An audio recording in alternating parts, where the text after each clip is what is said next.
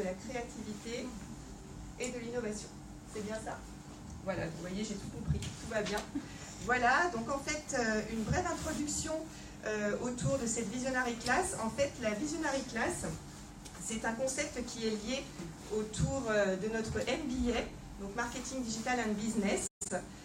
C'est le premier MBA de la transformation digitale, voilà. Et donc en fait, les Visionary Class font partie de la formation de nos étudiants. Donc notre MBA a pour philosophie d'intégrer nos étudiants et de vraiment les confondre avec le monde professionnel. Donc tous nos intervenants sont des professionnels du monde digital. Voilà pour la petite présentation. Le MBA, bien entendu, est présent à Lyon depuis 2 ans, mais aussi à Paris, à Lille, à Bordeaux, à Alger et à Shanghai. Voilà, en revanche, la plus-value de ce MBA, c'est que justement, nous pouvons en région nous imprégner de tout l'univers digital qui s'offre à nous. Et c'est pour cette raison que nous sommes là ce soir, puisque grâce à notre partenariat avec la cuisine du web, nous avons la chance de pouvoir faire intervenir Flavien. Voilà, donc je vais te laisser la parole. Je vous souhaite une excellente soirée. Et puis, je voulais juste faire un petit clin d'œil à certains de mes étudiants qui sont présents dans la salle, qui sont pour certains en recherche de stage. À partir de mi-avril, ils seront disponibles. Donc, si jamais vous êtes intéressés par des bons profils, n'hésitez pas à les contacter plus tard. Voilà, excellente soirée à tous et merci encore d'être là. Merci. C'est à toi. Merci. Nous, dans notre société, on cherche un ou une stagiaire. Donc, écoutez, moi, je prends des cartes à la fin avec plaisir. Bonsoir, merci à tous d'être là. Alors on m'avait donné 1 heure, j'ai demandé 1h15, on m'a dit oui, donc je vais prendre 1h30. On ne peut jamais dire oui aux entrepreneurs. Voilà, je suis désolé, je vais exploser mon timing. Je ne vais pas m'arrêter quand je prépare. Alors, donc en effet, je suis fondateur d'une société donc, qui travaille dans la créativité. Je ne vais pas m'étendre là-dessus. Ce soir, c'est plutôt ma casquette, on va dire, d'engagement que je peux avoir auprès de la communauté sur l'intelligence artificielle à Lyon, puisqu'il y a un peu plus d'1 an, j'ai créé un meet-up sur l'intelligence artificielle, un meet-up transdisciplinaire qui s'est pas mal développé, dont l'objectif est de parler un petit peu de l'impact de l'IA sur les différents secteurs, les différents métiers, les différentes zones de la société. Et puis du coup, cette année-là, on est en train de structurer un peu cette initiative autour d'une association, Lyon is AI, donc suivez ça sur Internet, il va se passer plein de choses dans l'année avec cette association. Alors, donc, on va rentrer un peu ensemble dans ce merveilleux monde de l'intelligence artificielle. C'est vaste, j'aurais pas le temps de tout aborder, j'ai fait des choix. En plus, j'ai la volonté d'aborder l'intelligence artificielle par plusieurs aspects, parce que je pense que c'est un sujet complexe qu'il faut aborder de façon transdisciplinaire là aussi. Donc, avec une approche un peu philosophique pour reposer un peu les termes du débat qui, dans les médias, sont souvent un petit peu bordéliques. Avec une approche bien sûr technologique, puisque c'est de la technologie avant tout, avec une approche des usages et une approche des impacts sur l'homme et sur la société. Donc on va essayer de faire une jolie balade comme ça dans plein de domaines différents et on verra si tout ça reste cohérent au fur et à mesure de ma conférence. Alors, commençons par quelque chose qui va tous vous faire peur. Pour ceux qui codent, ça va faire sourire. Pour les autres, voyez-y une beauté esthétique. C'est simplement le plan de ma conférence écrit comme un objet en Python, c'est un langage de programmation. Donc on va commencer avec une petite philosophie de l'intelligence. Alors là aussi j'ai fait des choix, l'intelligence c'est une notion hautement philosophique qui est débattue depuis des siècles et des millénaires. Donc je vais juste prendre quelques éléments pour poser un petit peu les choses, dans l'optique ensuite de montrer qu'il y a une continuité avec les technologies actuelles et que les technologies d'intelligence artificielle se sont développées au contact de la philosophie et d'une philosophie qui était elle-même au contact de la science. Donc tout ça a été un peu mélangé au moment de la création de l'IA. Ensuite, on va parler technologie et d'usage. Donc on va regarder un peu comment l'intelligence artificielle s'est développée au XXe siècle et ce qu'elle est capable de faire aujourd'hui et ce qu'elle semble annoncer pour demain. On va faire un peu passé, présent, futur, hein, on va être simple. Et enfin, donc, si j'ai pas trop exposé mon timing, j'irai sur une partie un peu plus prospective, qui m'est un peu plus propre, qui est mon interprétation de ce qui se passe aujourd'hui en termes d'impact et d'enjeux pour l'homme. Eh bien, allons-y. Là, ça va être un petit peu dense, hein, donc accrochez-vous, laissez-vous bercer, faites comme vous voulez. Mais avant de vous laisser bercer, je vais quand même vous poser une question, ça va vous travailler un petit peu avant quand même. Est-ce que vous avez une idée de comment on peut définir l'intelligence ? Puisque puisque, comme Einstein le dit, un problème bien posé est un problème à moitié résolu. Ça ne m'étonne pas. J'ai eu pareil quand j'ai commencé ma conf. Oui. Capacité d'adaptation, peut-être. T'es obligé de spoiler la fin de ma conf, toi. Bon, on a un élément, ouais. Ouais. La conscience de soi-même, éventuellement. Conscience de soi-même. Alors ça, c'est plutôt... Bon, on va pas énormément parler de conscience ce soir, on va rester sur la notion d'intelligence, mais c'est intéressant de voir les rapports qu'il peut y avoir entre conscience et intelligence. Pour l'instant, sur ces questions-là, on est vraiment dans des débats philosophiques et on a encore assez peu d'argumentaire scientifique pour en parler. En tout cas, moi, je ne vais pas vous donner une définition de l'intelligence non plus, tout simplement parce qu'il n'y a pas de consensus, il y a plein de façons de voir l'intelligence. On va faire comme les philosophes font, on va plus poser des questions que trouver des réponses. Donc déjà, en termes de questions, on peut se demander quel modèle on a pour l'intelligence. Alors, bon, les humains, évidemment, ça va, on se conçoit tous comme intelligents. Les animaux, a priori, on commence à l'accepter, en tout cas les animaux à peu près développés. Et puis, de plus en plus, les ordinateurs, notamment depuis le développement de l'intelligence artificielle. Donc, on a des modèles comme ça qui nous permettent de voir qu'il y a une régularité entre ces choses-là et qu'il y a une notion d'intelligence qui peut en être dégagée. Et puis, les deux questions qu'on va se poser de façon un petit peu plus fondamentale, c'est comment ça fonctionne et quel objectif ça a, puisque l'intelligence est apparue dans la nature au fil de l'évolution, c'est qu'elle a un rôle, qu'elle nous a donné un avantage comparatif. Donc, quel est ce rôle de l'intelligence? Et là, on verra un petit peu les notions d'adaptation en fin de conférence. Donc, on va faire comme on fait en philosophie toujours, on va remonter un petit peu au grec. Alors, je vais faire des ellipses temporelles, on va passer assez rapidement sur quelques grandes époques pour donner quelques notions. Donc, dans l'Antiquité, c'est déjà un peu le bordel. Il n'y a pas vraiment de notion d'intelligence, il y a deux notions qui s'en rapprochent, qui sont l'aïsthésis. L'aïsthésis, aujourd'hui, ça a donné l'esthétique, c'est lié à la perception. C'est une intelligence qu'on construit grâce à nos sens, parce qu'on perçoit le monde. Et que dans le monde, on observe des régularités. On observe que le feu, à chaque fois, c'est chaud. Donc on apprend, et on apprend à avoir l'intelligence de plus aller mettre notre main au feu. Donc ça, c'est une intelligence qu'on va appeler construite. C'est de l'intelligence qu'on vient tirer du monde. Il y a une autre façon de voir l'intelligence qui, elle, est liée au langage, au logos. Et là, c'est une intelligence qu'on pourrait dire plus donnée. Une intelligence donnée, au sens, elle est préexistante, elle est déjà donnée. C'est une intelligence, donc là, on parle souvent de Platon et de son monde des idées. Ça rejoint un petit peu cette idée, c'est une intelligence qui se sert de lois qui sont vraies en tout temps, qui ne dépendent pas du monde, et qui sont notamment les lois de la logique, qui sont censées être des lois objectives, qui sont symboliques, abstraites, et donc on a cette notion d'abstraction dans cette intelligence qui est donnée. Donc on a déjà ce gros questionnement qui va traverser toute l'histoire de la philosophie occidentale, et qui aujourd'hui se retrouve dans les différentes approches de l'intelligence artificielle. Donc voilà, pour faire un petit schéma, on a l'intelligence construite qui nous vient du monde et qu'on perçoit grâce à nos sens. Enfin, on perçoit grâce à nos sens un monde et on construit de l'intelligence grâce à ça. Et puis, il y a une intelligence qui préexiste au monde et on a de la chance, en tant qu'être humain, qui sommes évidemment des êtres divins, on a accès à cette intelligence. Bon, ça c'est comme la façon dont on pouvait le présenter chez les Grecs ou pendant l'humanisme des Lumières. Parce qu'en effet, l'humanisme des Lumières s'est beaucoup plus intéressé à l'intelligence donnée, avec cette idée que l'être humain, il a cette particularité d'avoir un esprit. Et là, les philosophes des Lumières vont donner un fonctionnement de l'intelligence qui est que notre esprit manipule des représentations. Et on a déjà ce mot de représentation à l'époque, qui aujourd'hui, dans un langage moderne, s'appellerait symbole, dans le langage de l'IA, mais on a cette idée qu'on manipule des représentations, donc on a une espèce d'image dans la tête, et puis on passe de l'une à l'autre, notamment grâce aux lois de la logique, si on est très intelligent. Donc il y a une espèce d'idée comme ça, que l'intelligence est quelque chose de séparé du corps, et c'est en effet la philosophie des Lumières qui va séparer le corps et l'esprit, avec bien sûr Descartes, qui va dire formaliser cette séparation.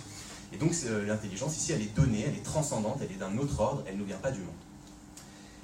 C'est une intelligence qui est rationnelle.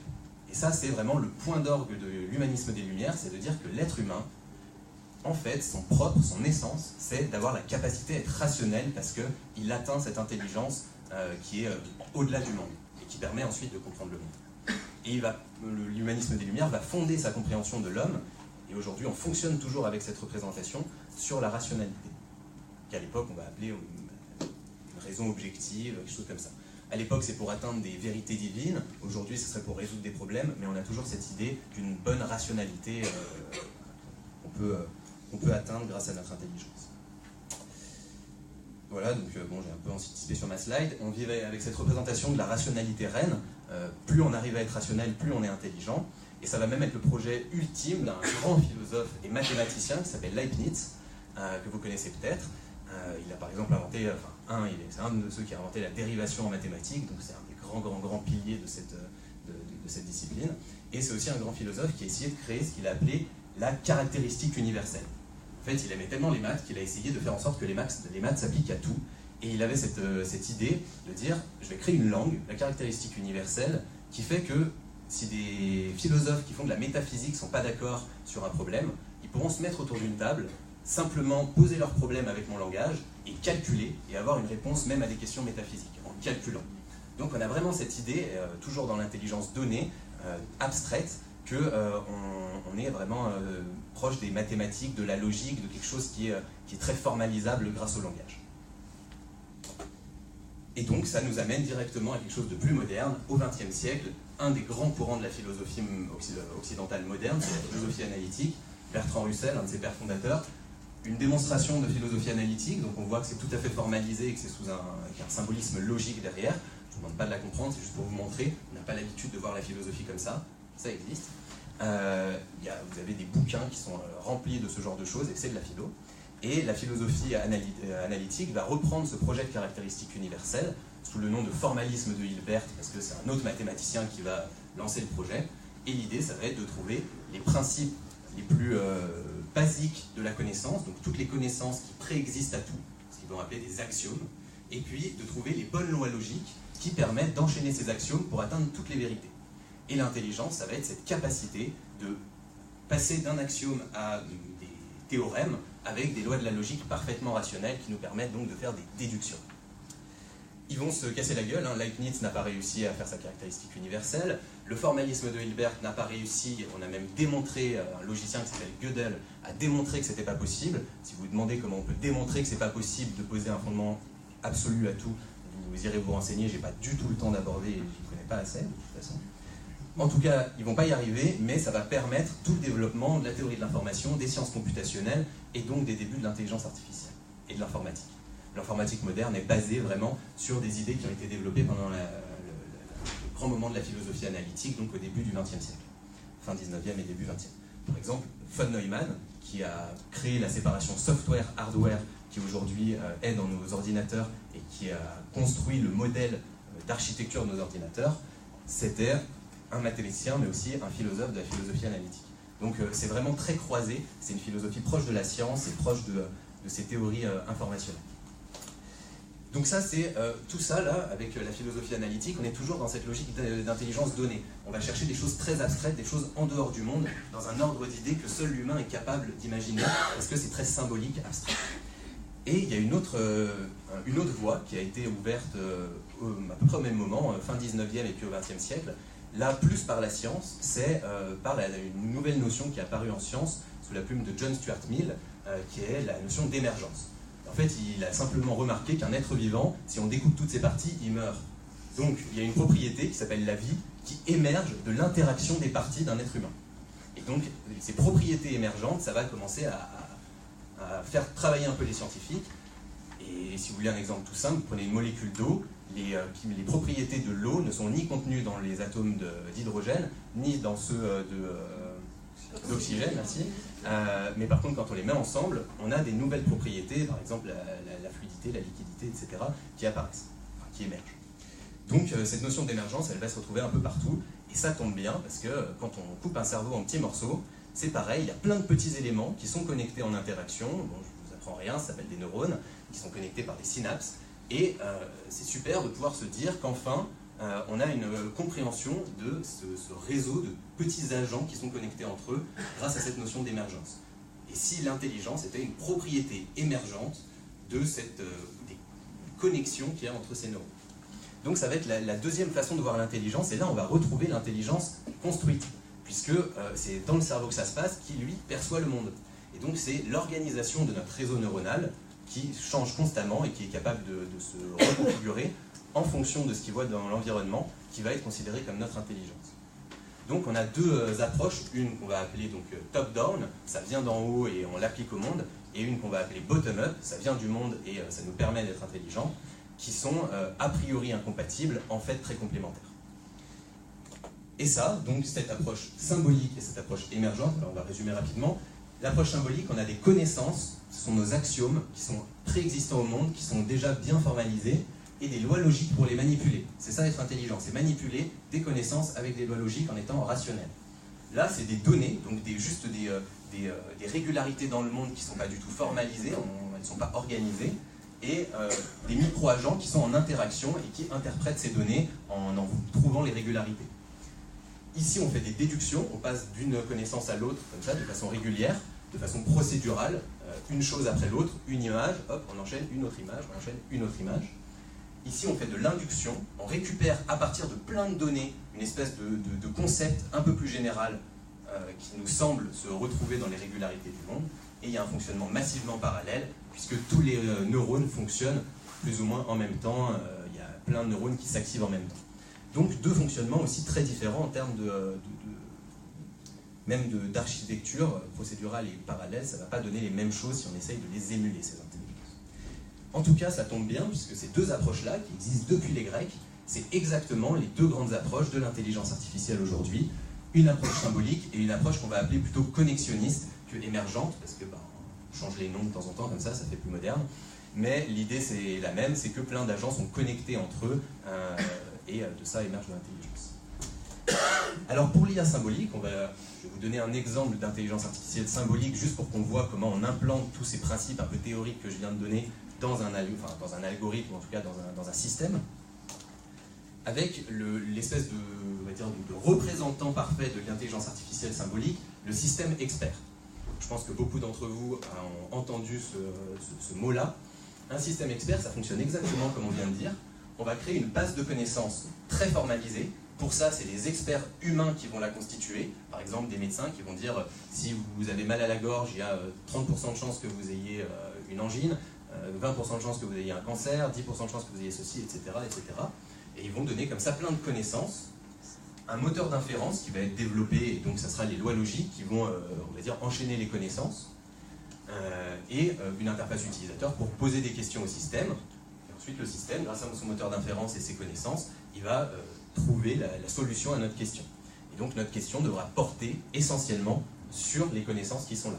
Par exemple, si on a les connaissances, la girafe est un mammifère, et la connaissance, les mammifères ont des poils, il n'y a pas la connaissance que les girafes ont des poils, elle n'existe pas dans le système, mais si on demande au système, avec les lois logiques, si A entraîne B et que B entraîne C, alors A entraîne C, il va pouvoir comprendre que les girafes ont des poils et nous donner la réponse, oui, les girafes ont des poils. Typiquement, l'intelligence symbolique, c'est ça. On manipule des entités avec des lois abstraites, avec des A et des B, qu'on remplace par nos connaissances. Pour de l'IA connexionniste, le modèle, on va dire, le plus répandu, c'est le réseau de neurones, si ce n'est dire the modèle. Alors, il y a plein de réseaux de neurones différents, mais en tout cas, c'est le modèle le plus répandu. Donc, on a des couches de fonctions mathématiques qui vont être, on va dire, des modèles de neurones. Un neurone, c'est quoi? C'est un truc qui s'active quand il y a suffisamment d'électricité qui passe dedans. Pour faire ultra schématique, hein, on découvre qu'il y a plein de fonctionnements extrêmement complexes aujourd'hui, mais pour faire ultra schématique, avec ça, on s'en sort. Donc là, ça va être des fonctions mathématiques qu'on appelle des seuils, qui vont s'activer seulement quand on va envoyer suffisamment d'informations. Et tous ces petits neurones, ils vont être connectés entre eux par ce qu'on va appeler des poids. C'est juste des nombres qui disent à quel point deux neurones sont connectés. Et la façon dont le réseau va se reconfigurer, c'est en modifiant ces poids pour reconfigurer toute son architecture. Et on va avoir un réseau au début, par exemple, où il va y avoir énormément de connexions entre ces deux neurones. Et puis, à force de lui faire passer des données dedans, on va faire passer des données, par exemple des images, il va transformer ces connexions pour petit à petit apprendre à reconnaître ce qu'il y a sur l'image. Donc, je vous donne un exemple. Avec les images, on veut que l'image reconnaisse des chatons de chiots, ce qui est absolument fondamental aujourd'hui comme problème. On le sait. Donc, on va lui passer 1 million d'images de chatons ou de chiots. À chaque fois, il y aura écrit avec l'image si c'est un chaton ou si c'est un chiot. Donc, on va lui dire, on va lui apprendre. Et à chaque fois, du coup, l'image va passer. Il va dire c'est un chaton ou c'est un chiot, presque aléatoirement au début. Et puis, comme c'est étiqueté, il va vérifier, il va voir qu'il a fait une erreur, et il va rétropropager cette erreur dans le réseau pour modifier les poids entre les neurones et transformer petit à petit sa configuration à chaque nouvelle donnée qu'on lui envoie, jusqu'à ce qu'il ait une configuration qui fait que dès qu'on passe une image avec un chiot, il s'arrête directement sur chiot, et dès qu'on passe une image avec un chat, il s'arrête directement sur chat. Et donc, avec une précision de 99,999%, il va reconnaître les chiots et des chats. Bon, le chiffre est arbitraire, c'est peut-être pas ça. Voilà pour les deux grands types d'algorithmes, et on va les retrouver un petit peu après. Donc, pour donner une première typologie de l'intelligence, qu'on fera évoluer avec ta remarque en fin de conf, on a deux fonctionnements qui sont très complémentaires, même s'ils ont l'air antagonistes. Le fonctionnement symbolique, donc plutôt top-down, on a des choses qui préexistent et on est capable de les utiliser. Et l'autre approche connexionniste, on va connecter des entités entre elles qui vont apprendre du monde. Et alors, être rationnel, c'est l'objectif de l'intelligence parce que ça nous permet de résoudre des problèmes et d'atteindre des vérités, surtout pour les philosophes des Lumières, etc. Aujourd'hui, l'IA étant un outil qu'on conçoit de façon industrielle pour résoudre des problèmes, on est beaucoup moins sur atteindre des vérités, on est beaucoup plus sur résoudre des problèmes. Et voilà, l'agent rationnel ultime qui est sorti dans un papier de recherche il y a 4-5 ans, pareil, c'est pour le plaisir des yeux, je ne sais absolument pas comment ça fonctionne. C'est simplement, c'est extrêmement complexe au niveau mathématique, il y a plein de choses, mais c'est un algorithme qui est censé, en le reconfigurant à chaque fois, pouvoir être parfaitement rationnel sur à peu près n'importe quel problème, mais il faut le reconfigurer à chaque fois. Donc c'est pour le plaisir des yeux, pour savoir que ça existe, et on n'est pas capable de le faire tourner sur un ordinateur, il n'est pas calculable, mais on peut l'approcher avec un ordinateur. Mais c'est déjà beau qu'on puisse l'écrire comme ça de façon mathématique. Alors voilà, on a fini un petit peu la partie très théorique, donc on a vu un petit peu avec quelques armes de la philo comment on pouvait mieux comprendre les grandes approches actuelles de l'intelligence artificielle. Et puis maintenant, on va rentrer un petit peu plus dans la technologie et les usages tels qu'ils ont évolué au cours du temps. Mais avant ça, alors très rapidement, est-ce qu'il y a une ou deux petites questions sur la première partie? On pourrait y revenir après. Hein. Ouais. Le réseau de neurones par rapport à du deep learning, il y a un peu de différence. On va en parler juste après. Le deep learning, évidemment, je ne ferai pas l'impasse, même s'il faut vraiment éviter de croire que c'est tout qu'il y a aujourd'hui. C'est quand même le sujet à la mode, donc on va en parler. Pour te faire un petit spoiler, c'est juste un réseau de neurones dans lequel il y a beaucoup de couches. Et on appelle deep parce que justement, il y a des couches qui sont profondément intégrées dans le neuron. Alors, on va commencer au commencement. Est-ce que vous savez qui est ce garçon? Alan Turing. Génial. Ok, la plupart d'entre vous auront peut-être rencontré ce type dans le film qui est sorti, Imitation Game, il y a quelques années, qui est bien, enfin assez sympa, mais pas bien du tout sur le plan historique. Hein. Pareil, enfin, ce que j'ai pu comparer, c'est très approximatif. En tout cas, il est très connu pour avoir décrypté la machine Enigma, donc la machine de cryptographie des Allemands, et avoir donc été un facteur clé de succès de la Seconde Guerre mondiale. Donc ce type est très important dans l'histoire de notre civilisation. Il a été très bien récompensé par son pays, l'Angleterre, puisqu'il était homosexuel et qu'à l'époque on n'aimait pas ça. Donc ils l'ont mis sous camisole chimique à la fin de sa vie, c'est-à-dire des médicaments pour lui enlever cette méchante maladie, et il a fini par se suicider à cause de ça, tellement ça l'a rendu fou. Donc ils ont fait des excuses publiques il y a quelques années à Alan Turing, parce que ça vaut. En 1950, donc un peu avant de commencer à sombrer dans la folie, il a écrit l'article fondateur de l'intelligence artificielle. Vous pouvez le trouver en anglais sur Internet, hein, il est disponible, il est très intéressant. Et c'est dans cet article qu'il va poser la question, une machine peut-elle penser? Il ne va pas utiliser le mot intelligence artificielle, ça viendra juste un peu après sa mort, ce terme, en 1956, pendant des conférences à Dartmouth. Mais il va déjà poser la question, une machine peut-elle penser? Et il va proposer le fameux test de Turing, ou jeu de l'imitation, pour vérifier qu'une intelligence artificielle pense ou non. Bon, c'est très minimal hein, ce test, c'est plutôt une blague, mais il a le mérite d'exister. C'est simplement un test qui dit, voilà, pour faire très schématique, vous avez deux interlocuteurs qui sont cachés, et vous leur parlez à l'écrit. Si vous êtes capable de deviner qui est humain et qui est une machine, alors la machine ne pense pas. Il faut qu'elle arrive à vous tromper, à vous faire croire qu'elle est humaine pour qu'elle pense. Donc c'est un test qui en plus est ce qu'on appelle anthropomorphique. Il est basé sur le fait que nous concevions que cette intelligence pense, et pas sur le fait qu'elle pense. Donc c'est un test assez bateau, on va dire, mais ça a le mérite de poser un peu la base. À partir de 1956, donc, où le terme intelligence artificielle va être créé, ça va être l'explosion, le premier âge d'or de l'intelligence artificielle. Jusqu'en 1975, il va y avoir un gros développement avec des deux côtés, hein, du côté symbolique comme du côté connexionniste, des grandes avancées qui vont donner l'impression qu'on peut tout faire avec cette IA. Donc il va y avoir un gros optimiste, et en 1965, il y a Herbert Simon, qui est un des deux là, avec l'autre étant Newell, deux des grands pères fondateurs. Herbert Simon, il va dire, en 1965, des machines seront capables d'ici 20 ans de faire tout travail que l'homme peut faire. En 1985, on n'en était pas là, en 2015 non plus, en 2025 non plus, enfin, il avait un peu trop d'optimisme. En tout cas, il y avait les deux approches qui ont avancé, avec l'approche symbolique, avec des algorithmes comme le GPS, alors c'est pas le GPS moderne, ça voulait dire General Problem Solver, ce qui est en gros un algorithme qui est censé résoudre tout type de problème, là déjà, sauf qu'il le fait par tâtonnement, c'est-à-dire qu'il tente toutes les solutions possibles. Et vous vous doutez bien que pour des problèmes un peu complexes, le nombre de solutions possibles explose très très très vite. D'autant qu'avec, c'est ce qu'on appelle l'explosion combinatoire. Et d'autant qu'à l'époque, les ordinateurs, ils ne fonctionnaient pas aussi vite que maintenant, donc dès qu'on avait 12 millions de solutions, c'était mort, on ne pouvait pas faire cette approche. Donc il y a eu cette limitation du mur de la complexité ou de l'explosion combinatoire qui a mis un petit peu une limite. Et puis du côté plutôt de l'approche émergente ou connexionniste, il y a eu le perceptron, qui était le premier algorithme de réseau de neurones, alors un réseau qui avait une couche de neurones, voire un neurone, mais en tout cas qui était capable d'apprendre et donc de faire de la classification linéaire. Je ne vous rentre pas dans le détail, mais en tout cas c'était déjà beau à l'époque, on se disait waouh, on va pouvoir apprendre des trucs fous. Et puis il y a eu un article qui a mitraillé cet algorithme en montrant qu'il était complètement limité et qu'on n'irait pas loin du tout. Donc un article de Marvin Minsky, là encore un des grands personnages. Donc tout ça, ça a fait qu'on a eu un premier hiver de l'intelligence artificielle. Les scientifiques ont levé un peu la patte et surtout les industriels ont dit bah, en fait, les promesses que vous nous avez faites, vous ne les tiendrez pas, on freine. Et puis en 1980, ça va repartir parce que d'une part, on va découvrir, en tout cas, on va commencer à beaucoup utiliser le concept d'heuristique, c'est-à-dire qu'au lieu de tester toutes les solutions, on va ne tester que les solutions pertinentes. Une heuristique, c'est, on va dire, une façon de contraindre le champ d'exploration pour n'explorer que ce qui est pertinent.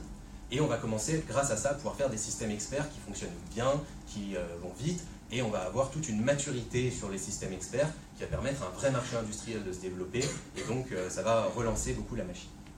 Du côté de l'approche connexionniste, on va aussi avoir des grosses avancées, puisqu'on va découvrir des principes mathématiques qui permettent de mettre plusieurs couches, ce qu'on appelle la rétropropagation du gradient de l'erreur. Je vous passe les détails. En tout cas, ça permet de mettre plusieurs couches et donc de faire un apprentissage pas seulement linéaire, je vous passe aussi les détails, mais sachez que ça permet beaucoup plus de choses. Et donc ça a relancé la dynamique avec des perceptrons multicouches, des algorithmes qu'on utilise encore aujourd'hui. Voilà, alors là vous avez Douglas Lennart qui a lancé le projet SIC et une entreprise SICORP. Lui il a dit bah, on a besoin d'avoir plein de connaissances formalisées pour faire des bons systèmes experts, comme je vous ai montré au début, donc on va formaliser toutes les connaissances. Et il est parti en quête de rencontrer le plus d'experts possible et de leur faire remplir ces bases de connaissances de la façon la plus exhaustive possible. Ce qui fait qu'aujourd'hui, le projet existe encore, on a une base de connaissances énorme pour faire des systèmes experts à disposition. Donc c'est un beau projet qui a permis le développement de la discipline. Et puis enfin, deuxième hiver, parce que là encore, il y avait trop de promesses, et là c'est que les industriels qui se retirent, les scientifiques et les chercheurs continuent de chercher. Mais on va calmer un petit peu les choses. Donc ça nous amène à la fin des années 90, où là on va commencer à être dans l'IA moderne, avec l'IA qui va un petit peu, la discipline qui va un peu se fractionner, ce qui est bon signe, une discipline scientifique qui se fractionne, c'est une discipline qui se structure. Donc il va y avoir pas mal de courants différents qui vont se monter, avec une base commune, ce qu'on appelle l'orienté agent, qui va un peu être la base de tout plein de développement, et qui a été posé par Marvin Minsky, le même qui avait mis une grande baffe quelques années avant. Donc ça va se développer, il va y avoir une banalisation dans le grand public grâce à quelques exploits. Kasparov battu aux échecs par Deep Blue de IBM, non pas Deep Blue, je fais un mélange là. Si, c'est Deep Blue. Si, c'est Deep Blue, ouais, c'est bon. Alors ça c'est un peu plus tard. Le fait que l'explosion du numérique commence avec Internet qui commence à se développer, etc. Donc on commence à comprendre ce qu'est le numérique et donc l'intelligence artificielle devient un sujet grand public, le cinéma s'en empare et la puissance de calcul commence à beaucoup augmenter. On passe de l'utilisation de CPU au GPU, donc En gros, on passe à des cartes graphiques qui vont beaucoup plus vite et qui fonctionnent, on le sent un petit peu là, en parallèle, ce qui a l'air d'être une bonne nouvelle pour certains algorithmes d'IA. De 2000 à 2010, on continue à se développer, la révolution numérique explose, on commence à comprendre le concept de données et à se rendre compte qu'on peut récupérer de la donnée et la traiter grâce aux intelligences artificielles, on va dire, connexionnistes. Et donc ça va être toute l'explosion du machine learning, le fait qu'à partir de données, les algorithmes apprennent. Et on va même dire qu'il vaut mieux un mauvais algorithme avec beaucoup de données qu'un bon algorithme avec peu de données. Donc c'est vraiment les données qui sont le pétrole, l'or noir de l'intelligence artificielle. Donc puisqu'il faut beaucoup de données, avant on avait fait des bases de connaissances, on va faire des bases de données. Et là donc c'est des bases qui ne sont pas structurées comme l'étaient les connaissances, mais qui permettent de faire passer dans un algorithme beaucoup de données. Et là, c'est ImageNet qui va créer, par exemple, c'est un exemple, il y en a d'autres, hein. ImageNet va créer une immense base de données d'images étiquetées. Donc des images où à chaque fois on dit ce qu'il y a dessus, ce qui permet à des réseaux de neurones d'apprendre avec ces images. Et pour étiqueter toutes ces données, parce qu'il faut que des humains le fassent au départ pour apprendre à lire, ils vont utiliser Amazon Mechanical Turk, qui vont donner 2 centimes à toutes les personnes qui étiquettent une image. Et il y a des gens, pendant un moment, ça va être leur métier, d'étiqueter toute la journée des images pour gagner leur vie. Super sympa. En tout cas, voilà, ça va permettre aux données de se répandre. Et maintenant, il y a des millions d'images sur ImageNet qui est encore accessible. Et pour vous donner un petit chiffre, il y a 2 chercheurs, Martin Hilbert et Priscilla Lopez, qui ont calculé que 3% des données étaient sous format numérique en 1993. En 2007, donc depuis ça a encore plus explosé, hein, il y en avait 94%. Donc toutes les données se deviennent numériques et elles deviennent pléthoriques. ImageNet c'est 2007 et la dernière image de cette slide c'est Watson qui gagne à Jeopardy en 2011. Donc Jeopardy c'est un petit peu le qui veut gagner des millions américains, sauf que le niveau culturel est beaucoup plus haut. Donc il faut que l'algorithme soit capable de comprendre le langage naturel des questions, qu'il soit capable de raisonner sur ces questions pour trouver la bonne réponse dans un champ culturel énorme, et qu'il soit capable de produire des réponses en langage naturel là aussi. Donc plein de challenges qui sont résolus de façon brillante par cet algorithme. Et là, on commence, la fantasmagorie autour de l'IA qui remplace l'humain commence à vraiment être développée à ce moment-là, parce qu'il y a des prouesses comme ça médiatiques. Le principe pour nous, c'est qu'on nous donne des réponses, il doit trouver la question. C'est ça la difficulté qu'il y avait Watson dessus. Ok, je n'avais même pas capté ça. Et voilà, c'est encore plus compliqué. Et puis depuis 2010, donc là, ça y est, on va parler un petit peu de deep learning. C'est l'explosion du deep learning. Donc le deep learning, c'est simplement on met plus de couches, là, vous le voyez. Alors, la base de données ImageNet, pour vous, là aussi, vous donner un peu l'ampleur du deep learning, ImageNet crée chaque année un concours dans lequel il s'agit pour des algorithmes de classer des images, et l'algorithme qui les classe le mieux gagne. En 2010, avant le deep learning, il y avait 28% d'erreurs pour le meilleur algorithme de classification. Donc plus d'une sur 4, bon, c'est pas génial, mais c'est pas non plus horrible. En 2011, pas de deep learning, 26%. Amélioration, mais peanuts. Surtout les puissances de calcul qui montent. En 2012, premier algorithme de deep learning, on passe à 16%. Donc là, au niveau d'algorithmes comme ça, c'est déjà vraiment un gap.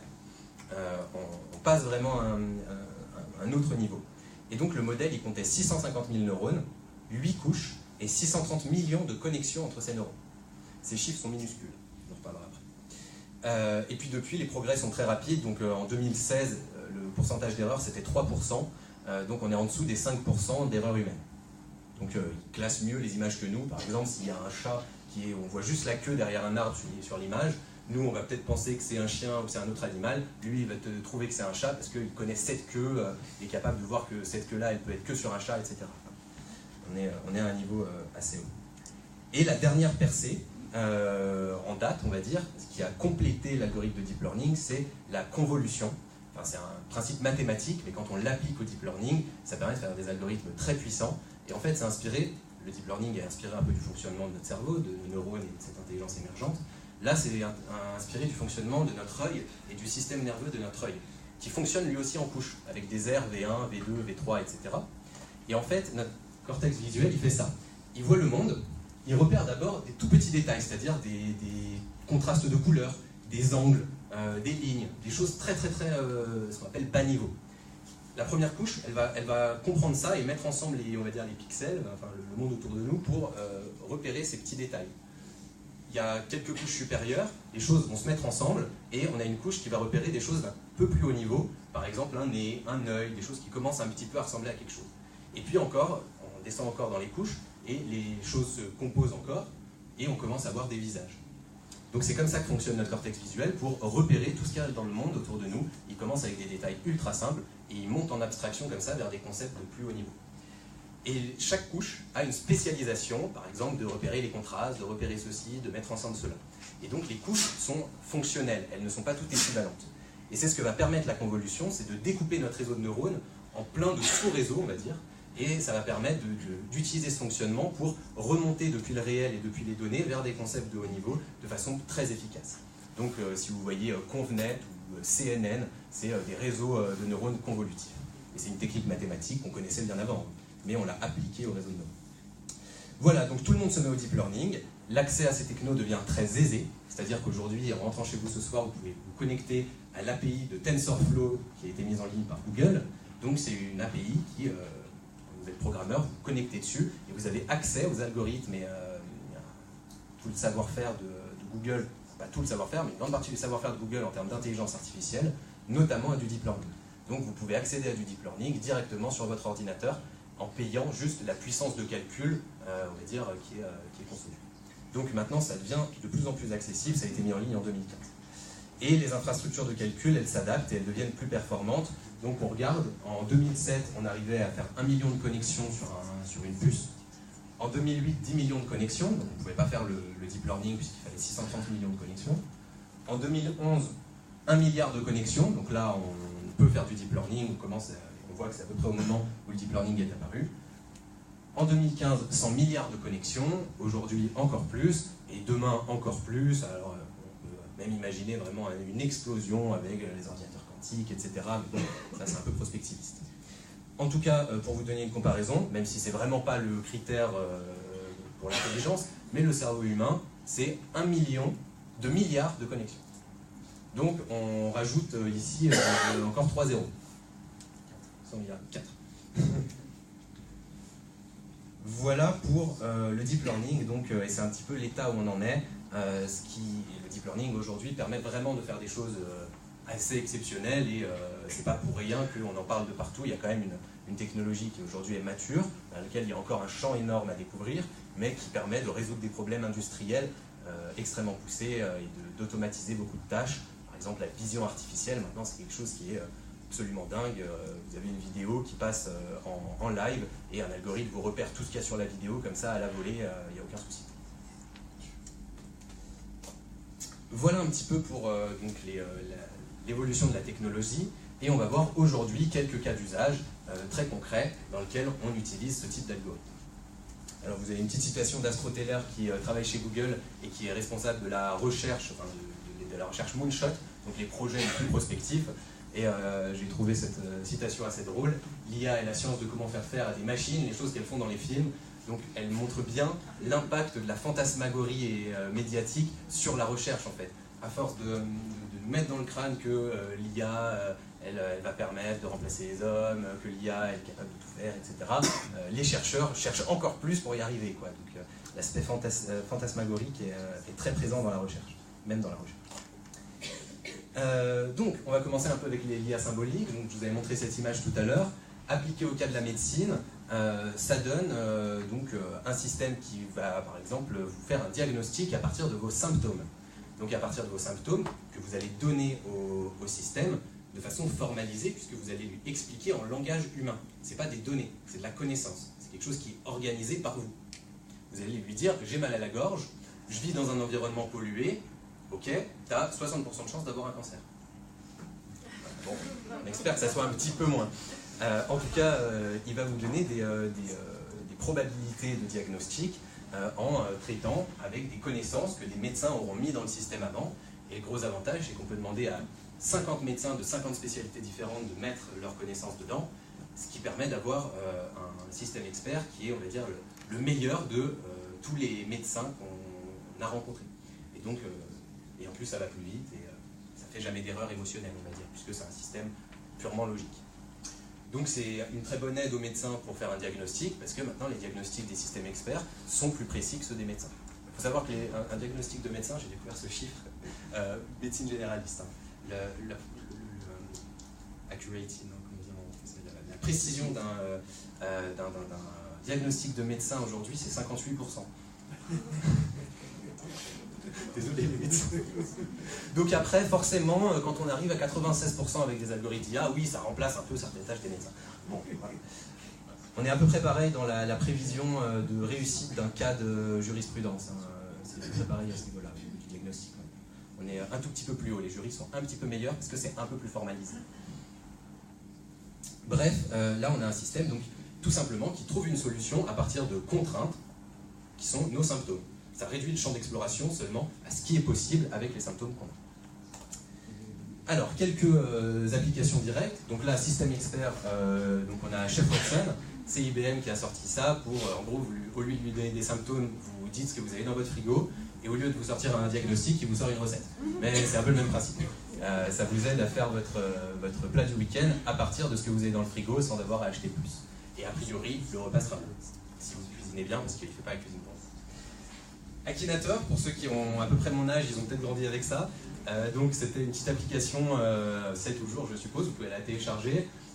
C'est un génie en gros, alors là c'est vraiment de l'intelligence artificielle, vraiment, mais je ne sais même pas si on peut appeler ça de l'IA, mais il y avait déjà le côté un petit peu, on se représentait ça comme de l'IA parce que ça avait un peu visage humain. C'est juste là aussi un mini système expert où vous lui dites, enfin vous pensez à un personnage réel et connu, vous lui dites, enfin il vous pose 30 questions, vous répondez à ces 30 questions et à la fin il devine à qui vous pensiez et c'est vrai que ça marche très très bien. Mais c'est pareil, on restreint le champ d'exploration à chaque fois qu'on lui répond et donc à la fin il n'a plus qu'une solution qui est la bonne, donc c'est vraiment minimal en termes d'intelligence. Et puis les chatbots, alors j'ai promis que j'en parlerai pas tout à l'heure mais je vais en dire un mot quand même. Les chatbots aujourd'hui, il y en a la plupart où il n'y a pas d'IA dedans, hein, c'est des systèmes à base de règles, c'est pas vraiment de l'IA. Mais on a aussi des chatbots qui sont plus poussés, qui utilisent de l'IA, et souvent, ce qu'on a dans la compréhension du langage naturel et dans le traitement du langage naturel, c'est beaucoup d'IA symbolique, où les symboles sont des entités de langage. Mais il y a aussi des approches du langage qui se font par des réseaux de neurones, pour faire plutôt des approches, ce qu'on appelle non supervisées, mais ça c'est encore autre chose. Des usages de l'IA connexionniste. On reprend le cas de la médecine, au lieu de partir de symptômes pour vous donner un diagnostic, là, il va partir de données du monde réel. Donc, on va entraîner le système avec des millions d'images de cellules cancéreuses, en lui disant que c'est des cellules cancéreuses parce que le patient est mort, on le sait. Et puis, ensuite, quand un nouveau patient arrive et qu'on a un doute, on passe l'image dans le système et il nous dit, bon, vous avez 96% de chance d'avoir le cancer des os. Oui, cette conférence est très drôle. Hein, c'est l'exemple que j'ai pris, malheureusement. Ce qui est intéressant, c'est que de la même façon, sur une image, un œil humain va repérer un certain nombre de choses. Un système comme ça, il va s'intéresser à des régularités qui sont tellement profondes et tellement abstraites qu'on n'est pas capable, nous, de les percevoir dans une image. Donc il va voir des régularités entre des cellules cancéreuses que nous ne sommes pas capables de percevoir. Et donc il va permettre, là aussi, un diagnostic plus précis pour, typiquement, des cellules cancéreuses. Mais là, c'est complètement un fonctionnement différent, on ne lui donne pas des symptômes, on lui passe plein d'images pour qu'il apprenne, et à la fin, il est capable de nous donner des réponses sur les nouvelles images. Quelques usages, alors vous avez bien sûr l'iPhone 10, donc a priori c'est de l'apprentissage de la vision artificielle, puisqu'il reconnaît votre visage pour se déverrouiller. Je ne sais pas comment il fonctionne derrière, hein, je ne travaille pas chez eux donc je n'ai pas accès à ces informations, mais il est assez impressionnant parce qu'on dit qu'il converge très vite. Il est capable de reconnaître votre visage après l'avoir vu que quelques fois. Alors évidemment, quand il vous voit, il prend plein de photos, ce qui fait que ça lui fait beaucoup de données. Mais il a quand même cette caractéristique de le regarde 5-6 fois et après il vous reconnaît. Il est même capable de reconnaître des jumeaux. Mieux que des humains. Là, donc, une application de Bosch. Vous avez un outil Bosch. Vous le prenez en photo sous n'importe quel angle. Il reconnaît l'image, même cap le chat, même si vous prenez la moitié de la perceuse, il va la reconnaître. Et il vous envoie directement sur la fiche technique qui vous permet de la réparer ou d'appeler le support, etc. Donc ça facilite énormément le service après-vente et la relation client. I Know First, là on est dans le monde de la finance. Au lieu de travailler sur des données qui seraient des images, on travaille sur des données qui sont des cours de la bourse et de marchés financiers. et on reconnaît des patterns, comme on reconnaîtrait des régularités, hein, des patterns, des motifs, des régularités, tout ça, ça veut dire la même chose. On reconnaît des régularités, et à partir de ça, on fait des prévisions. Tiens, j'ai repéré que à 75% de chance, quand il y a cette régularité, ce pattern, après, il y a ce pattern. Et bien, si le premier pattern réapparaît, je vais prévoir que le deuxième pattern risque de réapparaître, et donc je vais faire de la prévision sur mes cours financiers. Chez EDF, c'est pareil, mais avec les pics d'énergie et la consommation électrique, ça leur permet de justement prévoir les pics de consommation et de les réguler, de les lisser de façon prédictive. Donc là, c'est un des usages de l'apprentissage automatique, c'est de faire de la prédiction, parce que le monde est structuré et qu'il y a beaucoup de régularités qui reviennent et qui sont récurrentes, et quand on les a repérées, on est capable donc de prédire. Pareil pour la météo, ce genre de choses. Et puis enfin, je vous ai dit tout à l'heure que c'était très complémentaire ces deux approches, donc finalement, pourquoi ne pas les mettre ensemble?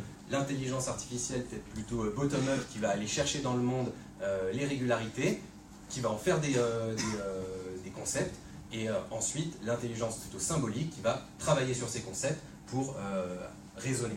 Donc les deux approches en fait sont très complémentaires, et aujourd'hui il y a un algorithme qui utilise les deux, et peut-être même que dans les algorithmes que j'ai mis sur dans les cas d'usage que j'ai mis sur les slides d'avant, il y a des deux. Je ne suis pas sûr parce que je ne peux pas aller voir ce qui se cache derrière, mais c'est possible. Des cas typiques, la voiture autonome, elle a besoin de voir le monde, de le repérer, de le sentir. Donc là, évidemment, de la vision automatique, des réseaux de neurones, plutôt de l'intelligence construite et de l'approche connexionniste.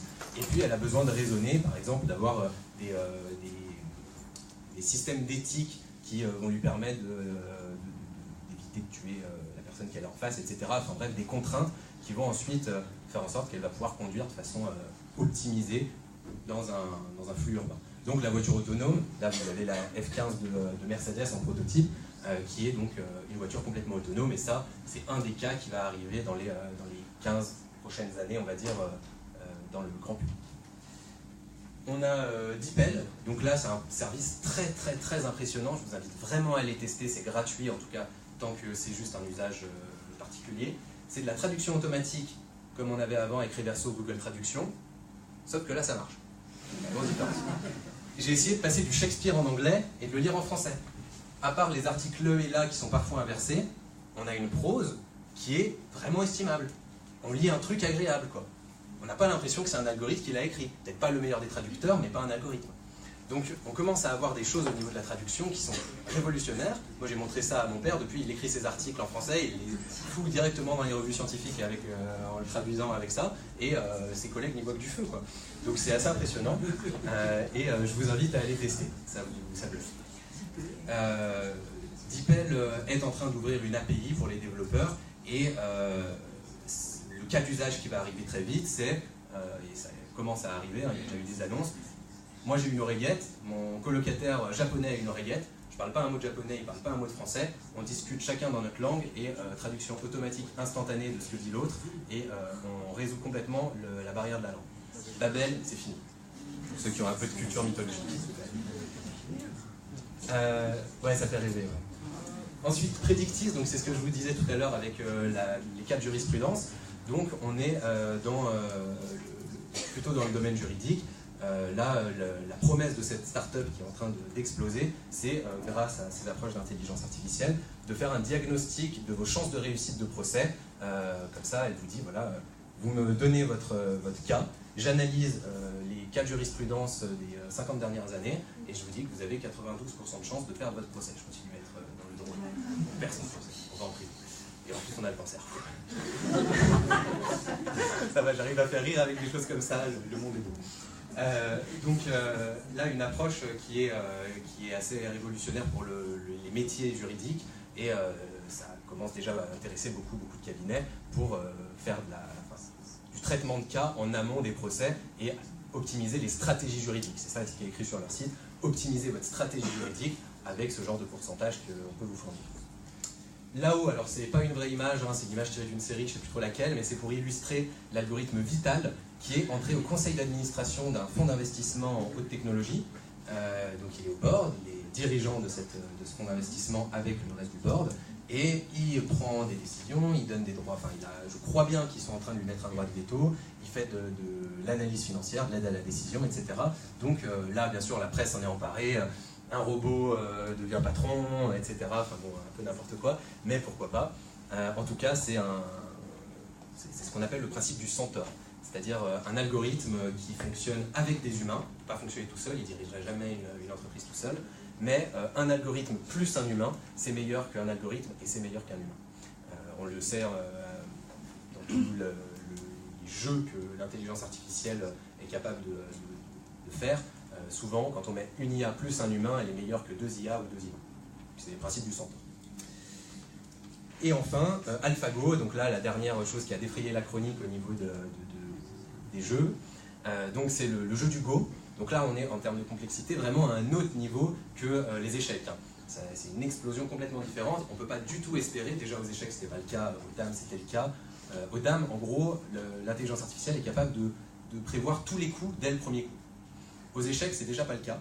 Donc elle est capable de tout prévoir. Vous ne pouvez pas gagner contre une IA aux dames. Vous pouvez au mieux faire match nul si vous êtes aussi fort qu'elle. Aux échecs, c'est pas le cas. Elle utilise des heuristiques pour on va dire, prévoir au mieux possible. Et puis à AlphaGo, là, c'était encore beaucoup plus compliqué. Et donc, c'est des millions de parties qu'on lui a fait jouer avant pour qu'elle apprenne. Elle a étudié des millions de parties, enfin l'algorithme a étudié des millions de parties, a joué contre lui-même pendant des millions de parties. Et ensuite a battu un des plus grands joueurs de Go, Lee Sedol, alors qu'on pensait qu'il y aurait encore au moins 10-15 ans avant que ça arrive. Et c'est cette approche mixte qui a permis ça, d'après ce que Google veut bien dire. Ce qui est intéressant dans le cas AlphaGo, c'est qu'on a, après le jeu, Lee Sedol qui a été interrogé, il était un peu énervé, il n'était pas content. En tout cas, il a dit qu'il ressentait chez cet algorithme une vraie intuition. Qu'il avait l'impression, parce que c'est un jeu où il y a une grosse part d'intuition de l'espace de jeu, et il a dit qu'il y avait comme ça une intuition chez cet algorithme, et que le seul bon moyen de jouer contre cet algorithme, c'était pour lui d'imaginer que l'algorithme était humain, parce que sinon il avait tendance à croire qu'il y avait une espèce de principe machinique, et il se faisait avoir. Voilà, donc d'autres usages seraient par exemple dans la science, analyse de protéines, datation de fossiles, dans les ressources humaines, il y a Reminder qui est une boîte qui permet de mieux recruter et positionner les employés dans l'entreprise avec l'IA. Dans le marketing, vous avez le robot Albert qui mène ses propres campagnes de marketing, qui analyse les résultats, qui apprend et qui optimise ses campagnes. On a un truc assez complet à ce niveau. Bref, l'IA est partout. Image tirée du livre blanc d'Olivier Ezrati sur l'intelligence artificielle, un grand vulgarisateur des usages des nouvelles technologies, donc plein de domaines, juridiques, éducation, santé, distribution, médias, tourisme, tout ce qu'on veut. Si vous voulez 300 pages d'usage, vous allez télécharger son livre blanc sur internet, il est gratuit, vous le trouvez sur son blog. Olivier Ezrati, E-Z-R-A-2-T-Y. Vous avez tous les cas un petit peu, il l'a sorti après le CES de l'année dernière, donc c'est l'actualité. Et puis, puisqu'on a parlé du passé et du présent, je vous avais promis un peu d'avenir. Donc, on peut regarder cette petite courbe. Alors, premièrement, aujourd'hui, on a des technologies qui sont matures. A priori, il y a peu de chances qu'il y ait un autre hiver de l'intelligence artificielle comme on a eu dans le passé. Maintenant, on est plutôt dans une logique de, on a une technologie qui est mature, elle va tirer une grappe d'innovation, plein de choses qui vont apparaître dues à cette technologie.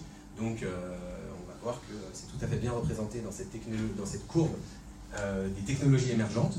Tout ce qu'il y a après le pic, c'est des technologies matures. Tout ce qu'il y a avant le pic, c'est ce qui va vous arriver dans la tête dans les 10 prochaines années, 20 prochaines années, voire 30 prochaines années quand on est là. Selon Gartner, après, je leur laisse la légitimité de présenter cette courbe. Moi, je vais juste en parler. On a tout en haut, là, le machine learning. Ici, en gros, du NLP, donc du traitement du langage. On a plus ou moins, on va dire que ça représente un peu les deux approches dont on a parlé, donc qui sont matures. Et puis, on peut regarder le nombre de points ici qui sont directement ou indirectement liés à l'intelligence artificielle parmi toutes ces technologies émergentes qui arrivent. Donc, je les ai listées. Si on regarde, on a Smart Robot, donc les robots intelligents, Affective Computing, donc là, on est plutôt sur des notions d'IA avec de l'émotion, des choses comme ça. Alors, bon, c'est pour l'instant assez controversé. Smart Data Recovery, donc récupération de données intelligentes, des assistants personnels, alors des chatbots, mais cette fois-ci qui sont vraiment intelligents, l'IA générale, je vous avez dit qu'on en parlerait un petit peu aussi, c'était dans le titre de la conf, donc juste après ça arrive. Et puis, alors à la fin, là on a Smart Dust, alors là c'est vraiment le futur, je vous invite à aller jeter un coup d'œil. C'est plus ou moins des essaims de nanotechnologies qui sont intelligentes, qui sont comme une poussière intelligente. Et ça a des applications prévisionnelles assez bien. Mais je vous invite à aller voir, pour l'instant c'est quelque chose dont on n'entend pas encore énormément parler en dehors des cercles scientifiques et très technologie émergente. Et si on regarde des choses indirectes, tout ça c'est une grappe d'innovation directe de l'intelligence artificielle, ce que je viens de dire. Si on regarde dans l'indirect, donc tout ce qui va permettre à cette grappe de se développer, informatique quantique, on ne sait pas encore si ça va arriver dans les ménages vraiment bientôt, hein, mais ça avance petit à petit, il y a des grands défis mais ça avance. Les interfaces cerveau-machine, donc on va connecter nos cerveaux à des IA. L'IoT Everywhere, pour moi ça c'est peut-être un des plus importants, donc les objets connectés partout dans notre quotidien, partout autour de nous. À partir du moment où on a des objets connectés partout, on a de la récupération de données de partout, donc la possibilité d'apprendre encore plus quand on est une IA, et puis on a des IA partout, puisque c'est aussi des spots d'intelligence, ces objets connectés. Donc là, c'est vraiment, pour moi, en termes de marché, c'est l'IoT Everywhere qui va tirer le côté grand public de l'IA. Et puis des nouvelles normes de Wi-Fi qui vont la rendre beaucoup plus rapide, qui vont pouvoir permettre aux objets de communiquer plus vite, etc. Donc le marché de l'IA en 2020, là on n'est pas trop prospectif, c'est estimé à 46 milliards de dollars. Après, franchement, les chiffres que j'ai vus, voilà, c'est un peu comme ça. Toutes les analyses qu'on fait, ça va on a des 3 zéros en moins selon les analyses, on est vraiment perdu sur le marché de l'IA au-delà vraiment de 2020-2025, notamment avec l'arrivée de l'IoT Everywhere, où après on ne sait plus du tout mesurer l'impact que ça va avoir. Bon, je vous donne un chiffre comme ça pour vous montrer, je ne sais pas trop d'où il est, enfin c'est Accenture qui l'a sorti, je ne vois pas trop comment ils l'ont conçu. J'ai regardé un petit peu, c'était pas très clair, j'ai l'impression que c'est plus lancé comme ça. Ils disent que via l'IA, l'augmentation de la productivité mondiale d'ici 2035, c'est 40%. Voilà. Qu'est-ce que ça veut dire? Je sais. Et c'est pour vous montrer un peu, l'IA, on peut en sortir à peu près n'importe quel chiffre selon comment on l'interprète en fait. Donc après, faut regarder à 2020-2022, pas trop plus loin, parce que ça devient très vite un peu n'importe quoi. Alors, on pourrait s'arrêter là. On a fait déjà une jolie balade avec un peu de philo, de compréhension de ce qu'est l'intelligence et de plein de technologies et d'usages associés. Mais je vous ai promis de parler d'IA générale, on a promis qu'on reparlerait un peu d'intelligence dans un cas un petit peu plus en continuité de ce qu'on a dit tout à l'heure, en allant un peu plus loin que juste la rationalité. Et ben, on va le faire. Je ne sais pas combien de temps je suis. Je dois être à 1h15, on va dire, 1h10. Bon. L'IA faible, je vous en donne une définition avant de vous poser une question, c'est tout ce qu'on a vu jusqu'à maintenant. Donc dès qu'on a une intelligence artificielle qui est capable de résoudre un problème, c'est de l'IA faible. Pour passer à l'IA générale, il faut qu'elle soit capable de faire au moins tout ce qu'un humain peut faire. C'est souvent comme ça qu'on décrit l'intelligence artificielle générale. Donc la question qu'on peut se poser, c'est est-ce qu'on a vraiment besoin d'imaginer des IA générales? Est-ce que l'IA faible ne suffirait pas à tout faire? Et là, il y a une question, c'est est-ce que ça suffit pour la robotique? Et notamment la robotique sociale, celle qui va être auprès des humains. Eh bien, je crois que non, parce que un robot intelligent, il va avoir besoin d'interagir avec un environnement qui est autour de lui, qui est très complexe, qui est très varié, qui est incertain, qui est flou, qui est évolutif. Donc, optimiser la résolution de problèmes et être capable de résoudre un problème, même de façon excellente, être purement rationnel sur un problème, eh bien, ça ne suffit pas. Parce que quand on veut être parfaitement rationnel, il faut restreindre au maximum le problème qu'on veut résoudre pour être le plus précis possible. Et donc on a des algorithmes aujourd'hui, et c'est ça l'IA faible, qui résolvent un problème, et à chaque fois qu'on veut résoudre un nouveau problème, on doit coder un nouvel algorithme pour ce nouveau problème. Donc dans un robot comme ça, on ne va pas mettre une infinité d'algorithmes qui seraient capables d'interagir avec le monde, parce que c'est compliqué, hein. On va débattre sur la notion d'infini, mais du coup ça interroge sur le fait d'avoir des nouvelles approches de l'intelligence et de ne pas concevoir uniquement l'intelligence du point de vue de la rationalité, donc de la capacité à résoudre des problèmes, mais plutôt de la capacité à s'adapter à son environnement, on va y venir, pour être capable d'interagir avec le monde. Donc on a très peu de recherches là-dessus, pour l'instant on en est vraiment au tout début, parce que au niveau industriel, pour l'instant on veut du deep learning, de la résolution de problèmes, et que la robotique sociale, à part des robots qui nettoie, un robot aspirateur qui nettoie votre parquet, on n'a pas grand-chose.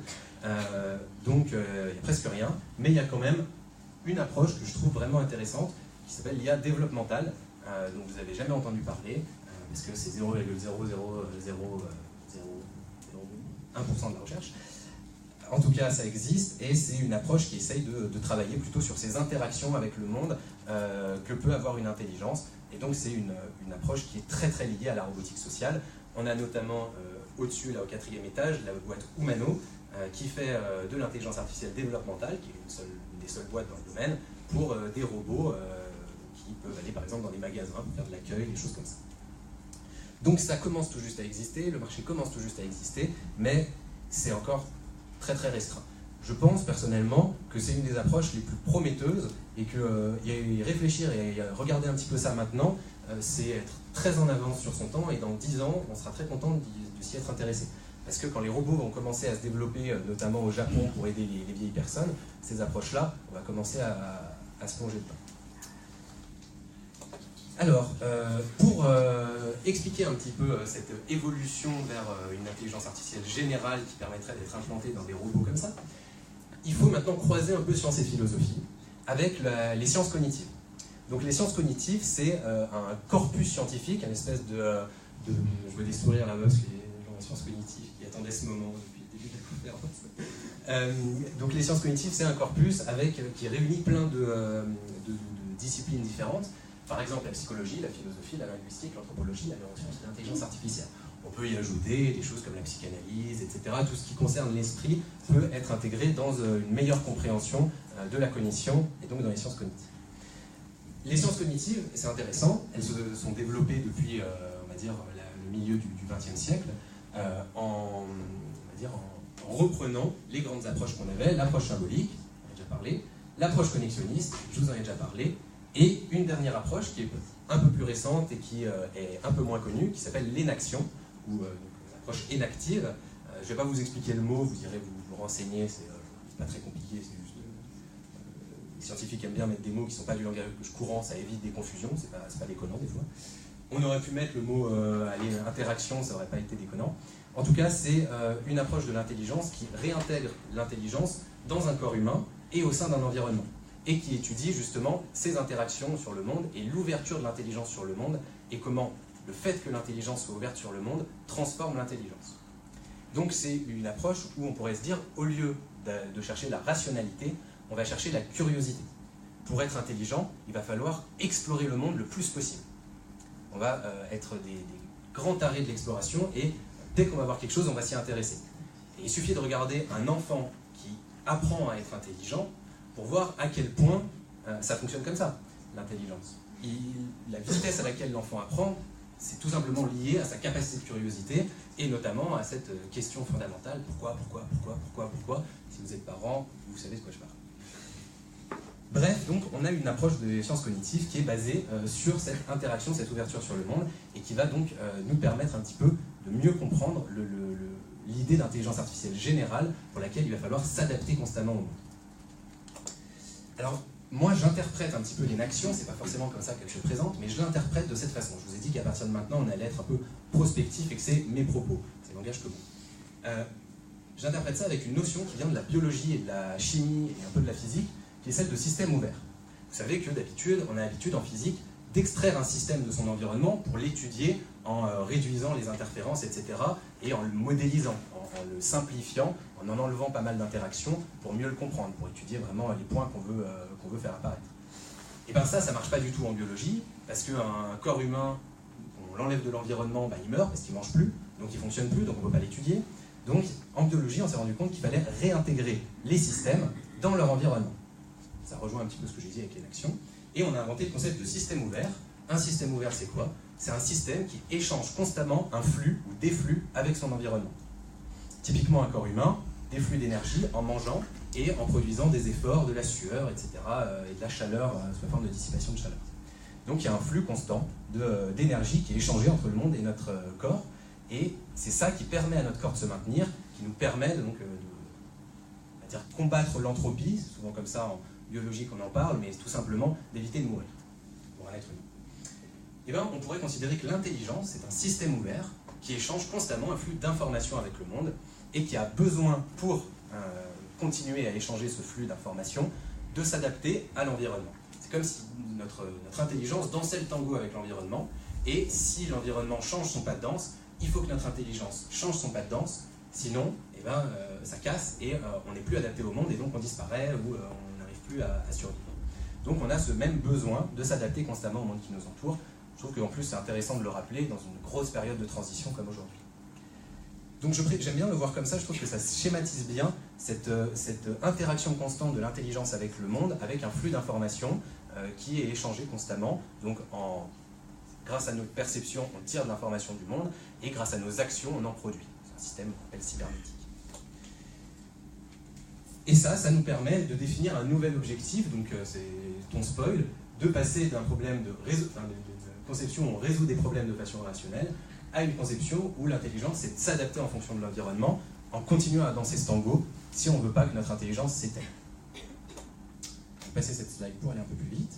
Et tout ça, ça a des enjeux pour l'humain, puisque si l'intelligence artificielle générale, c'est une capacité à s'adapter avec le monde, nous, on a l'air d'être des pas trop mauvaises intelligences artificielles générales, la preuve étant qu'on l'a définie, l'intelligence artificielle générale, par l'humain. Donc de se demander si les intelligences artificielles mécaniques pourront être générales, c'est se demander quel impact ça a sur l'homme. Et puis on parle beaucoup des enjeux sociétaux, le monde du travail, les IA vont nous remplacer si elles sont générales, la surveillance à outrance, elles vont prendre le pouvoir, etc. Elles vont peut-être même nous faire disparaître, ça pose plein d'enjeux. À mon avis, le premier enjeu c'est de se dire, aujourd'hui, l'IA générale, on n'y est pas du tout. Ce que l'IA produit en termes de résultats, ça nous pousse d'abord, nous, à évoluer. Ça ne nous pousse pas à évoluer en connectant nos cerveaux à des machines pour proposer un transhumanisme technologique, ça nous pousse à évoluer en changeant le rôle qu'a notre intelligence aujourd'hui. Parce que je ne sais pas si vous vous rendez compte, si vous regardez un peu dans la société, mais tout notre système éducatif et tout notre système professionnel promeut la rationalité, la performance et l'expertise dans un domaine. Si on ne vous met pas dans une case, vous n'êtes personne. Vous avez besoin d'être un expert, et la figure de l'expert, c'est la figure la plus respectée aujourd'hui. Parce que c'est celui qui est censé avoir la pensée la plus rationnelle dans son domaine de spécialité. Et ça, c'est pas étonnant que ça fasse peur vis-à-vis de l'intelligence artificielle. Il y a une roboticienne un jour qui m'a dit « Si votre travail peut être remplacé par une machine, c'est que vous faisiez un travail de machine. » C'est un petit peu ça, je me range un peu à son avis. Je pense qu'on a tellement rationalisé la capacité humaine et l'intelligence humaine qu'on a oublié qu'en fait, c'était pas du tout là qu'on était le meilleur. On est bien meilleur à être des intelligences artificielles générales et pas des intelligences artificielles restreintes ou faibles. On est bien meilleur à être généraux, c'est-à-dire à être polyvalent, à être curieux et à être créatif. Puisque quand on est dans un flux d'informations, on en tire du monde et puis on en redéverse dans le monde sous la forme de création, sous la forme de créativité. Bref, on a une pression du milieu sur notre intelligence. Il faut qu'elle évolue, mais vers un rôle différent, vers un rôle qui soit plus celui de la rationalité, mais celui, à mon avis, de la curiosité, de la créativité. Et ça, en fait, et là on va reboucler avec le début, cette problématique, elle nous vient de l'humanisme des Lumières. L'humanisme des Lumières, il a, en disant qu'on avait cette géniale capacité d'être rationnel, à l'époque c'était bien, parce qu'on était dans le monde des croyances et de la religion, c'était pas plus mal comme évolution de se dire on va mettre un peu de rationalité dans tout ça, on va avoir un esprit un peu plus scientifique. Sauf qu'ils l'ont porté à un niveau, et ça s'est développé dans la société à un niveau, avec la rationalisation du travail, qui fait qu'aujourd'hui, on a réduit d'une certaine façon dans l'inconscient collectif l'homme et l'intelligence de l'homme à la rationalité. On a réduit l'être humain à un homo ratio, un homme rationnel. Et même les théories économiques postulent que l'humain est un homme rationnel, purement rationnel. Ce qui est un non-sens total, on le sait aujourd'hui, mais c'est pas grave. On a cet héritage culturel qui nous fait sentir que oui, ça doit être ça, et qu'on est intelligent quand on est rationnel. Mais c'est un héritage culturel. Puisque l'intelligence artificielle fait pression sélective, il faut qu'on évolue, et donc il faut qu'on évolue vers une capacité à apprendre, non pas pour optimiser notre rationalité, mais pour nous adapter constamment et être curieux et créatif. Et ça, c'est plutôt une intelligence artificielle générale, et ça, une IA faible ou restreinte. Et moi, c'est une idée que je défends. Alors, si vous voulez un petit peu plus de détails, j'ai fait un TEDx il n'y a pas longtemps, je le partagerai via ce meet-up, sur ce sujet. Moi, ce que je défends, c'est qu'on désapprenne l'héritage culturel de l'humanisme des Lumières, qui aujourd'hui est devenu obsolète, voire dangereux, et qu'on se penche un petit peu sur un nouvel humanisme, que j'appelle l'humanisme ouvert en référence au système ouvert, qui sont une très bonne métaphore de l'intelligence de ce nouvel humanisme, qui propose de fonder l'homme non pas sur la rationalité, mais sur la créativité. Et dans ce cadre-là, la rationalité devient un outil au service de la créativité qu'on peut externaliser dans des machines, les intelligences artificielles, qui deviennent de super compagnons pour augmenter notre humanisme. Et donc c'est une super opportunité pour l'homme d'être plus humain. Bref, devenons des homo créatio. Voilà mon petit retour sur la philosophie. Et je voulais vous faire un exemple un petit peu de ce nouvel humanisme dans la société et de comment on peut le penser très concrètement pour la transition du travail qui est très impactée par l'intelligence artificielle. Est-ce que vous voulez que je vous en parle? Ok. Alors le problème de la transition du travail aujourd'hui, c'est que des métiers du secteur notamment tertiaire et des métiers notamment intellectuels, voire hautement intellectuels, des métiers d'experts, se voient remplacés par l'IA. Et on dit, oh mon Dieu, l'IA, si elle remplace les experts, elle va remplacer l'homme. Sauf qu'on oublie encore une fois que l'expert, c'est une spécialisation de l'intelligence qui n'est pas très humaine en fait, qui est plutôt machinique. Et donc, penser la transition du travail, à mon avis, ça passe déjà par inventer un nouveau secteur économique, qui ne soit plus le tertiaire, mais qui soit le quaternaire, puisque quand on a automatisé le secondaire, on est passé au tertiaire, on automatise le tertiaire, on passe à un secteur quaternaire, dans lequel on échange tout ce qui a trait, on va dire, à ces flux, à cette curiosité, à cette créativité, à une connaissance un peu différente, et qui permet de penser cette transition du travail.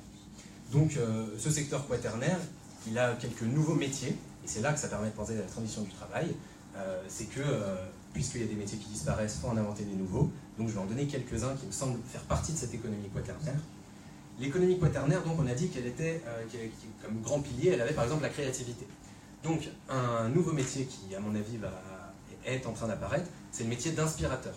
C'est comme un professeur, sauf qu'il lie la connaissance à de l'émotion pour donner envie de l'utiliser ensuite. Et c'est pas pour rien que TEDx a autant de succès aujourd'hui. On a besoin d'inspiration, et pour moi, c'est le futur de la pédagogie et le futur de, on va dire, des métiers autour de la connaissance, de devenir, non pas seulement de la connaissance, mais de l'inspiration. De la connaissance liée à de l'émotion qu'on a envie d'activer pour être créatif. Une autre des grandes particularités de cette économie, c'est qu'elle est souvent très collaborative. Elle est collaborative parce que quand on est plus spécialisé, on a besoin d'être beaucoup autour d'un problème pour le traiter. Donc il faut apprendre à être beaucoup plus collaboratif et beaucoup moins ultra spécialisé dans son silo, tout seul, tranquille. Donc pour ça, il faut des nouveaux métiers qui soient en fait métiers ça s'appelle un métier de facilitateur. Ça existe déjà, hein. Moi dans ma société on forme à ce métier. Et c'est un métier, en gros, si je mets les gros mots dessus, il est catalyseur de transdisciplinarité. C'est-à-dire que dans un groupe de travail, où par exemple, il y a quelqu'un qui a des connaissances plutôt en comptabilité, quelqu'un plutôt en marketing, quelqu'un plutôt en ingénierie et quelqu'un plutôt en sciences humaines, par exemple un sociologue, eh ben, ils n'ont pas tous la même culture, pas tous le même background, ils ont des spécialités tellement différentes qu'en fait, ils parlent des langues différentes. Et le facilitateur, il va avoir un rôle de traducteur pour fluidifier les échanges dans ce groupe de travail et permettre à ce groupe de travail d'être créatif, d'être productif. Donc c'est un métier assez clé qui permet à des gens non spécialisés ou légèrement spécialisés de travailler ensemble, de faire vivre cette transdisciplinarité dont on a besoin. Et enfin, puisque encore dans ces logiques de collaboration et de connexion entre les individus, le métier de connecteur de communauté, j'en parle parce que moi j'en suis un aujourd'hui, j'anime et je fédère la communauté sur l'intelligence artificielle à Lyon. J'ai un ami qui le fait sur la communauté des designers, et il est en train de réfléchir à des modèles pour être payé pour ça et ne pouvoir faire que ça. Parce que c'est une activité en soi, et ça permet à plein de gens de se connecter, de lancer des projets ensemble. Ensuite, il y a des communautés différentes qui se connectent, etc. Et là aussi, c'est vecteur de transdisciplinarité.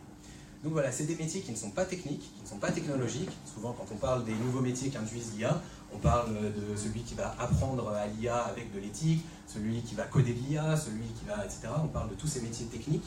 Mais je pense que d'abord, ça induit une transformation de l'homme, donc des nouveaux métiers humains, des métiers pour fluidifier les interactions humaines dont on a tant besoin, et pour améliorer la capacité à être créative des humains. Et ça, l'intelligence artificielle nous le permet en externalisant la spécialisation rationnelle de l'expertise. Voilà un petit peu la conclusion humaniste que je veux donner à mon propos. Après, on verra, je répète encore une fois, c'est mon interprétation.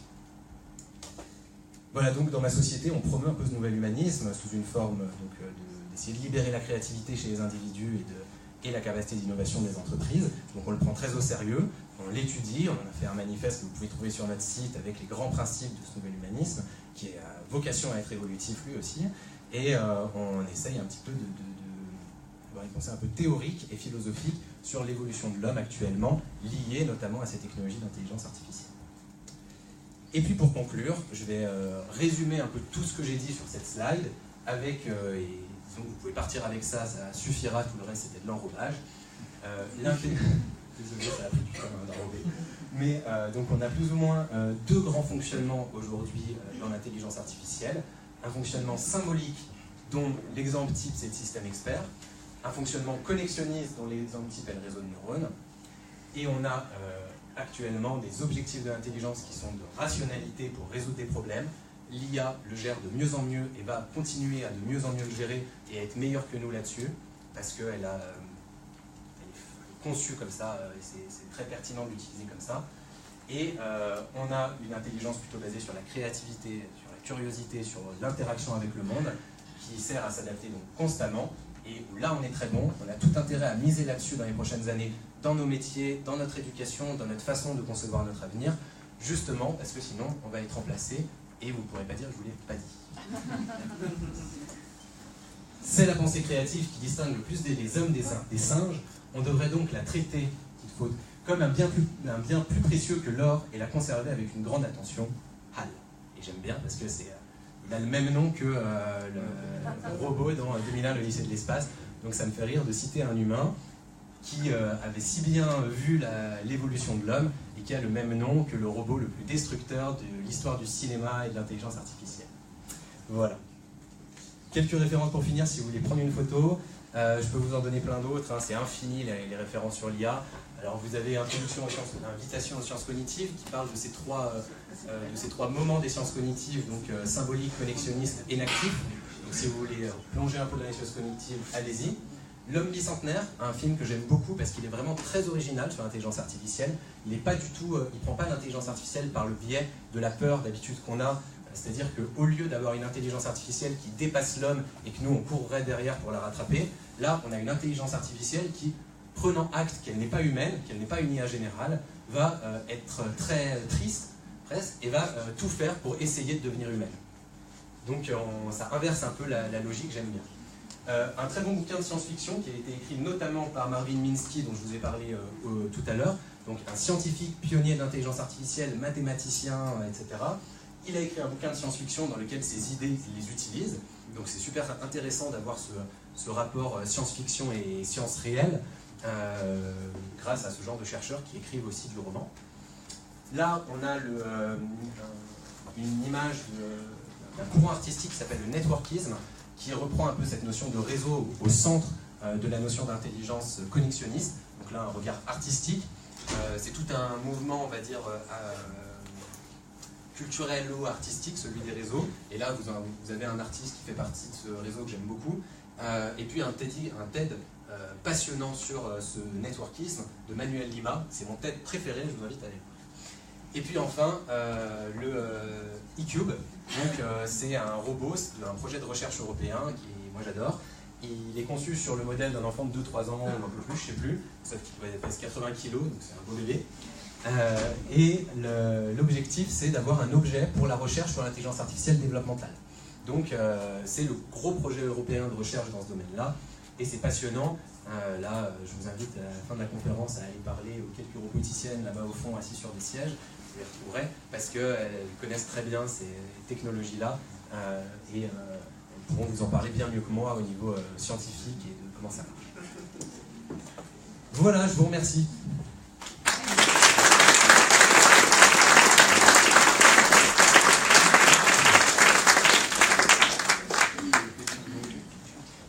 Alors, au lieu de faire des questions, je vous propose que on fasse, je sais pas, il y a un buffet, il y a quelque chose comme ça? Non, parce que c'est plus sympa quand même. Non, c'est à la bonne franquette. Une tablette de chocolat, mettez-vous.